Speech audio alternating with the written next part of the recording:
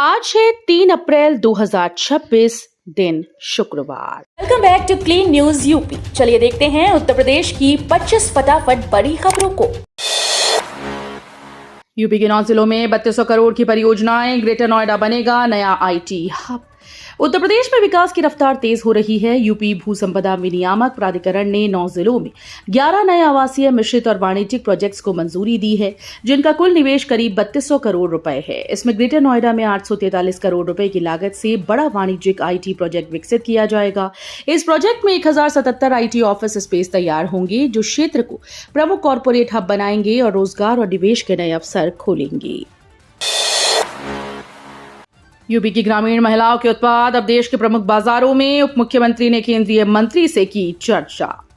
उत्तर प्रदेश की ग्रामीण महिलाओं के लिए खुशखबरी है। उप मुख्यमंत्री केशव प्रसाद मौर्य ने दिल्ली में केंद्रीय मंत्री शिवराज सिंह चौहान से मुलाकात कर स्वयं सहायता समूहों की महिलाओं के द्वारा निर्मित उत्पादों को प्रमुख बाजारों में बेचने और उनकी ब्रांडिंग को लेकर चर्चा की। इस दौरान उन्होंने मनरेगा का भुगतान शीघ्र कराने की भी मांग की। केंद्रीय मंत्री ने भरोसा दिया कि श्रमिकों के भुगतान के लिए आवश्यक राशि जल्द जारी की जाएगी और भुगतान प्रक्रिया को पारदर्शी और तेज बनाने के लिए SNA स्पर्श प्रणाली को और भी मजबूत किया जाएगा। यूपी में 16 जून तक पूरी होंगी पांडुलिपियों की खोज, डेटा ज्ञान भारतम ऐप पर होगा उपलब्ध। उत्तर प्रदेश में राष्ट्रीय पांडुलिपि सर्वेक्षण कार्यक्रम तेजी से आगे बढ़ रहा है। मुख्य सचिव SP गोयल ने 16 जून तक पांडुलिपियों की पहचान का कार्य पूर्ण करने के निर्देश दिए। बैठक में सर्वेक्षण, संरक्षण और डिजिटलीकरण की प्रगति की समीक्षा की गई। मुख्य सचिव ने कहा कि भारत की समृद्ध पांडुलिपि विरासत को आधुनिक तकनीक के जरिए डिजिटल प्लेटफॉर्म पर लाना आवश्यक है। इसके लिए आमजन की भागीदारी महत्वपूर्ण है और लोगों को इस अभियान से जोड़ने पर विशेष जोर दिया गया है। यूपी में ब्लड बैंक पर बड़ी कार्रवाई, 10 केंद्र तत्काल बंद, आगरा, प्रयागराज, गोरखपुर शामिल। उत्तर प्रदेश सरकार ने प्रदेश के ब्लड बैंकों में बड़े पैमाने पर कार्रवाई की। खाद्य सुरक्षा और औषधि प्रशासन विभाग ने 17 जिलों में 54 रक्त केंद्रों की जांच की। जांच के दौरान गंभीर अनियमितताएं पाई गईं, जिसके चलते 10 ब्लड बैंकों का संचालन तुरंत बंद कर दिया गया। इनमें आगरा, प्रयागराज, गोरखपुर, बरेली जैसे जिले शामिल हैं। ये कदम प्रदेश में ब्लड बैंक संचालन में पारदर्शिता और सुरक्षा सुनिश्चित करने के लिए उठाया गया है। यूपी के संस्कृत विद्यालयों में नया पाठ्यक्रम, कक्षा 6 में पढ़ाई जाएगी बालराम कथा। उत्तर प्रदेश के संस्कृत विद्यालयों में नए शैक्षणिक सत्र की शुरुआत हो गई है। संस्कृत शिक्षा परिषद ने नया शैक्षणिक कैलेंडर जारी किया, जिसमें कई बदलाव किए गए। अब हिंदी विषय के पाठ्यक्रम से संस्कृत का हिस्सा पूरी तरह से हटा दिया गया है और हिंदी प्रश्न पत्रों में संस्कृत से जुड़े सवाल नहीं होंगे। विशेष रूप से कक्षा 6 में सहायक पुस्तक के रूप में NCERT की प्रसिद्ध खंड काव्य बालराम कथा पढ़ाई जाएगी, जो विद्यार्थियों के लिए रोचक और ज्ञानवर्धक साबित होगी। सोनभद्र में मिला 3.02 मिलियन टन लौह अयस्क, यूपी की खनिज संपदा चमकेगी। उत्तर प्रदेश के सोनभद्र जिले ने अपनी खनिज संपदा का बड़ा खजाना खोला है। भारतीय भूवैज्ञानिक सर्वेक्षण उत्तरी क्षेत्र लखनऊ की रिपोर्ट के अनुसार ब्लॉक डी में करीब 3.02 मिलियन टन लौह अयस्क का भंडार पाया गया। इसकी औसत गुणवत्ता 39.73% है, जो खनन के लिए उपयुक्त मानी गई। इस भंडार की अनुमानित कीमत 1200 से 1450 करोड़ रुपए बताई जा रही है। पूर्वांचल विश्वविद्यालय में लॉन्च हुआ यूपी प्रमाण पोर्टल, कॉलेज प्रशासनिक काम होंगे अब ऑनलाइन। जौनपुर के वीर बहादुर सिंह पूर्वांचल विश्वविद्यालय ने यूपी प्रमाण पोर्टल लॉन्च किया है। अब विश्वविद्यालय और इससे जुड़े सभी अनुदानित और स्ववित्त पोषित कॉलेजेस की प्रशासनिक प्रक्रियाएं पूरी तरह से ऑनलाइन होंगी। पोर्टल के जरिए शिक्षक अनुमोदन, नई नियुक्तियां, पाठ्यक्रम स्वीकृति, संबद्धता, निरीक्षण रिपोर्ट और मान्यता नवीनीकरण जैसी सभी गतिविधियां अपलोड की जा सकेंगी। प्रत्येक आवेदन को एक विशेष ट्रैकिंग कोड मिलेगा। झांसी को 15 किलोमीटर लंबे 4 लेन ग्रीनफील्ड बाईपास की सौगात, हाईवे कनेक्टिविटी होगी मजबूत। झांसी में दक्षिणी हिस्से में 15.572 किलोमीटर लंबे 4 ग्रीनफील्ड बाईपास का निर्माण जल्द शुरू होने वाला है। ये बाईपास NH44 के बंगाई खास गांव से शुरू होकर NH39 के ओरछा तिगेला तक जाएगा।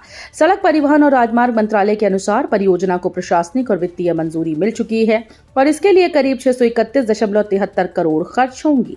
नई सड़क से ट्रैफिक दबाव कम होगा और हाईवे कनेक्टिविटी मजबूत होगी। यूपी में विवाह पंजीकरण अब आधार से होगा। दुल्हा दुल्हन और गवाहों की होगी बायोमेट्रिक पहचान। उत्तर प्रदेश में विवाह पंजीकरण प्रक्रिया अब और अधिक पारदर्शी और सुरक्षित होगी। 1 अप्रैल से लागू नई व्यवस्था के तहत दूल्हा दुल्हन और दोनों पक्षों के गवाहों की पहचान आधार कार्ड के बायोमेट्रिक सत्यापन से की जाएगी। केवल पहचान सत्यापित होने के बाद ही विवाह का पंजीकरण पूर्ण होगा। मुख्य सचिव के निर्देश पर यह कदम फर्जीवाड़ा रोकने और वास्तविक व्यक्तियों की उपस्थिति सुनिश्चित करने के लिए उठाया गया है। IIT कानपुर का इनोवेशन AI से बना बायोग्लास कृत्रिम हाथ बदलेगा दिव्यांगों का जीवन। IIT कानपुर के वैज्ञानिकों ने दिव्यांगजनों के लिए बड़ी उपलब्धि हासिल की। यहाँ AI तकनीक की मदद से बायोग्लास नाम का उन्नत कृत्रिम हाथ तैयार किया गया, जो सामान्य हाथ की तरह काम करने में सक्षम है। ये इनोवेशन IIT के इंक्यूबेशन एंड इनोवेशन सेंटर से जुड़े स्टार्टअप लाइफ एंड लिम्ब ने विकसित किया।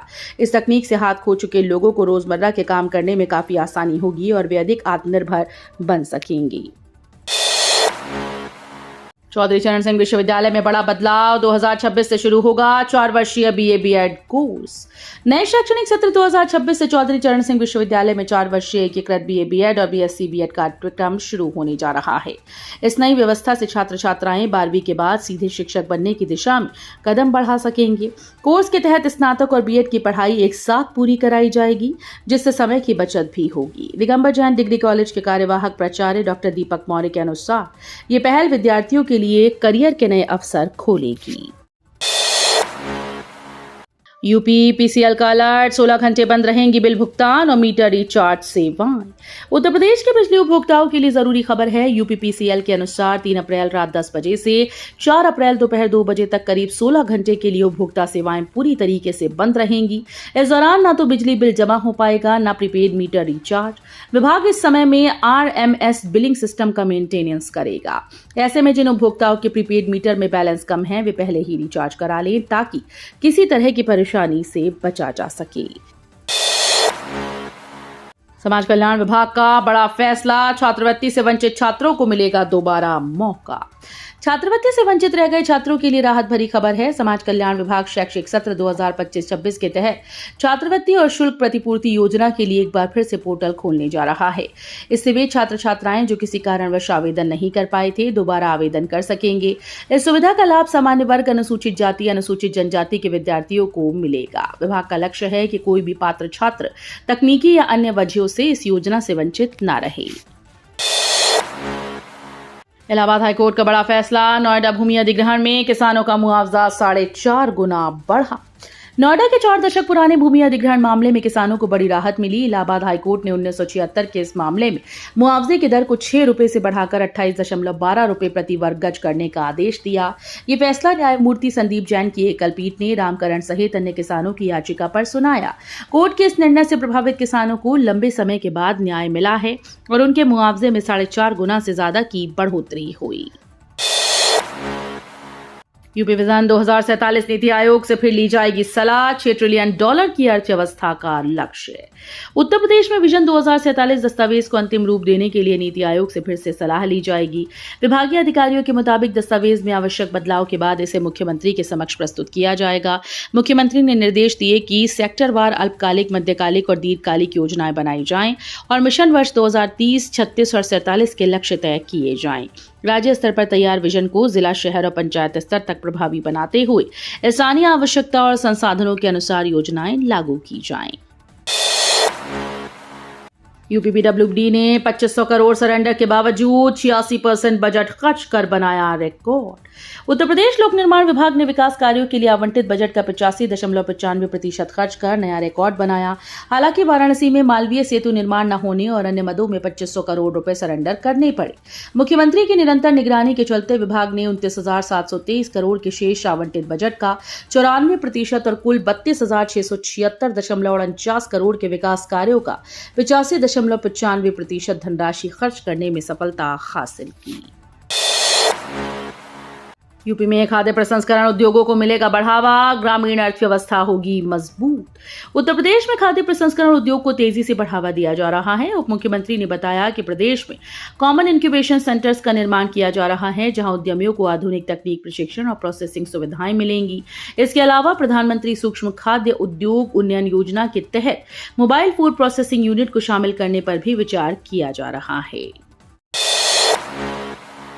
यूपी में मदरसा शिक्षकों के लिए बड़ी राहत, 22,000 नौकरी गंवाने वालों को मिलेगा समायोजन। उत्तर प्रदेश में मदरसा आधुनिकीकरण योजना बंद होने के बाद अपनी नौकरी गंवाने वाले लगभग 22,000 शिक्षकों को राहत मिल सकती है।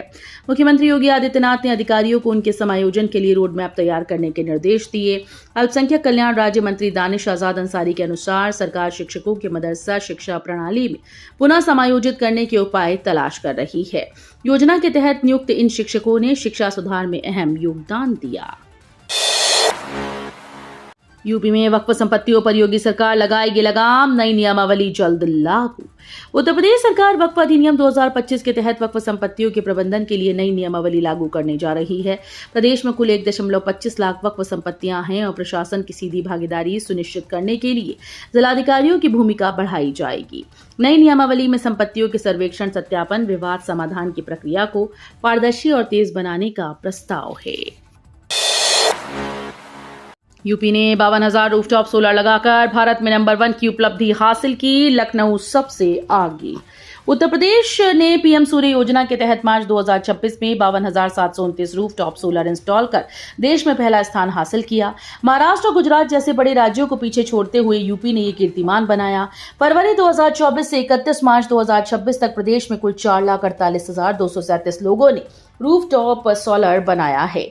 इस उपलब्धि से यूपी को साफ और हरित ऊर्जा की दिशा में बड़ी सफलता मिली। यूपी में हाईटेक जेलों का निर्माण शुरू, बलिया में नई जेल के लिए भूमि खरीद स्वीकृत।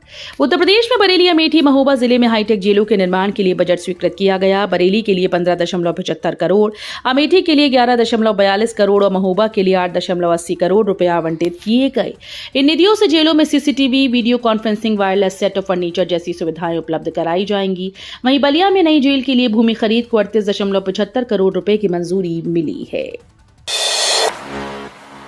एआईएमआईएम का हमला, मुस्लिमों को गुलाम मानते हैं अखिलेश, सपा ने दिया करारा जवाब। उत्तर प्रदेश में 2027 के विधानसभा चुनाव से पहले राजनीतिक बयानबाजियों ने रफ्तार पकड़ ली। All India Majlise Ittehadul Muslimeen AIMIM के नेताओं ने आरोप लगाया कि सपा प्रमुख और पूर्व मुख्यमंत्री अखिलेश यादव मुस्लिमों को अपना गुलाम मानते हैं। इस बयान पर सपा नेता और मऊ की घोसी लोकसभा सीट से सांसद राजीव राय ने करारा जवाब दिया। उन्होंने कहा कि चुनाव से पहले इस तरह के बयान आते रहेंगे और जनता समझदारी से इन्हें देखती है। लखीमपुर खीरी में बसे 331 विस्थापित हिंदू परिवार, सरकार ने दिया स्थायी ठिकाना। उत्तर प्रदेश सरकार ने बांग्लादेश से विस्थापित हिंदू परिवारों के पुनर्वास को लेकर बड़ा कदम उठाया। मुख्यमंत्री योगी आदित्यनाथ के निर्देश पर 331 परिवारों को लखीमपुर खीरी जिले की विभिन्न तहसीलों में बसाया गया। धौरहरा के सुजानपुर में 97, मोहम्मदी के मोहनपुर ग्रांट में 41 और मियापुर गांव में 156 परिवारों को बसाया गया। वहीं गोला तहसील के ग्रांट नंबर 3 में 37 परिवारों को जगह दी गई। ये परिवार अब स्थायी रूप से यहाँ रहकर अपना जीवन यापन कर रहे हैं। गेहूं खरीद और पीएम किसान पंजीकरण में सख्ती, मुख्य सचिव एसपी गोयल ने अफसरों को चेताया।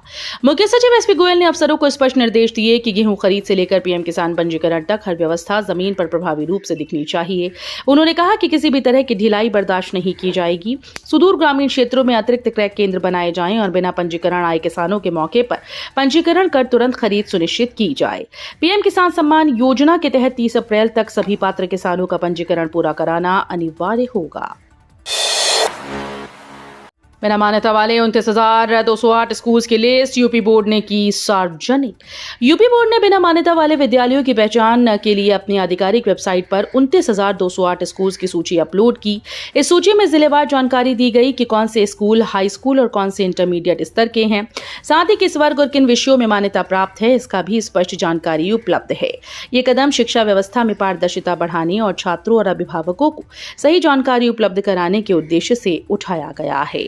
तो ये थी आज की 25 फटाफट बड़ी खबरें। अगर आपको न्यूज पसंद आई हो तो वीडियो को लाइक और शेयर जरूर करें। धन्यवाद।